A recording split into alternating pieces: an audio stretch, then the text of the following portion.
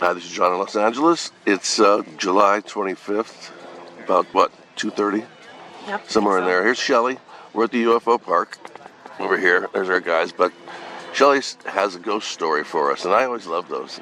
You know, and this is like a real deal, a little right? different. Not about the typical UFOs, but I work in a hospital, and around 2 o'clock in the morning, I found out that one of the security guards was checking the hallways, and he heard like a pin drop type of sound. And down this really long hallway, it was really dark, and he flashed the flashlight, and when he flashed the flashlight, he said, "Who's there?" And all of a sudden, all the doors started opening really fast and rapidly opening like this, slapping. I feel like my boobs are slapping. Can we start all over?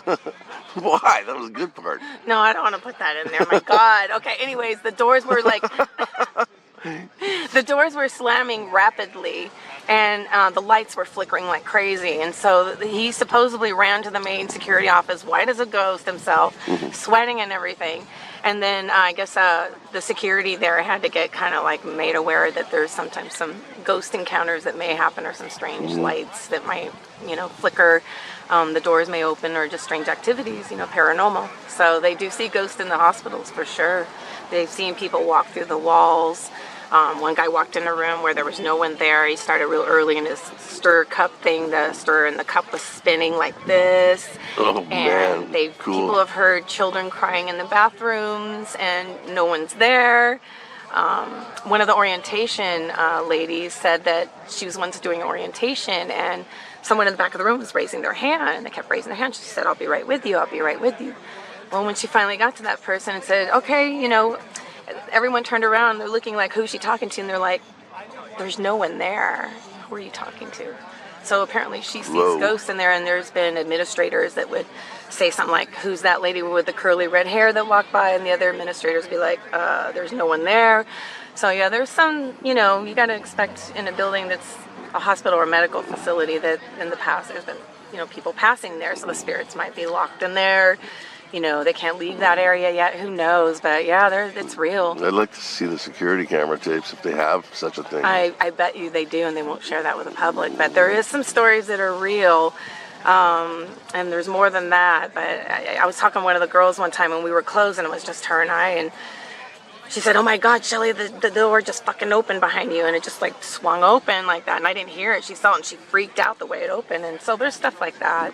I'm sure there's a lot of things that we don't know. Strange light flickers, or sounds that are not normal, or someone will see someone real quick and they look so real, and then no one else saw them. So it does really happen. It's just they won't post any of it. But yeah, I thought that was kind of an interesting one to share with you guys. Yeah, that is a good one. And one thing we did, we went out in the desert. I don't think you were with us, but we went out in the desert up by, I can't remember the name of that place, where they have the contact in the desert. What is it?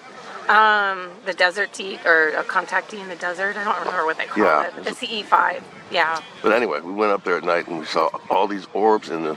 Oh, wow. At nighttime, in the dark.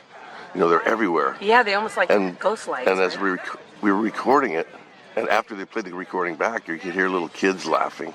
I mean, but there's no kids around. Wow. They were just laughing like they were having a ball. So these little orbs might have been, spirits of some kind. I don't know. We don't really know what form we even take when we pass on. We don't know if we're going to take know anything. energy never really dies, it's transformed, right? Right. So when we pass on, I believe our energy somehow leaves and goes somewhere. We don't know. Maybe with those things that we see in the skies are essentially us. Maybe the celestial things and beings and things like that. But I would feel terrible if I was one of the spirits that were mad, or they were trapped and breaking glasses, and we were once trying to buy a house, and in the house it disclosed. The broker had to disclose that there was ghosts in there. Oh, really? Yeah, they couldn't sell the house without disclosing that, because there was too many things, paranormal. I was gonna say abnormal, definitely abnormal, paranormal things going on, like windows breaking, sounds, lights flickering, chairs moving, and nice selling point. It's just crazy, I think there's just so much more than meets the eye, where if you have an open mind and an open eye and a good eye, that you're going to see a lot more if you're looking for it. So yeah, ghost stories are very interesting to share. Not, UFO stories are also very great, but there's all kinds of supernatural things happening around us these days. So we have to keep looking for them. Everybody right. keep a lookout for a ghost. You never know, and share your stories. Yes. Yes. Okay, thank you, Shelly. You're welcome. Thank you, guys.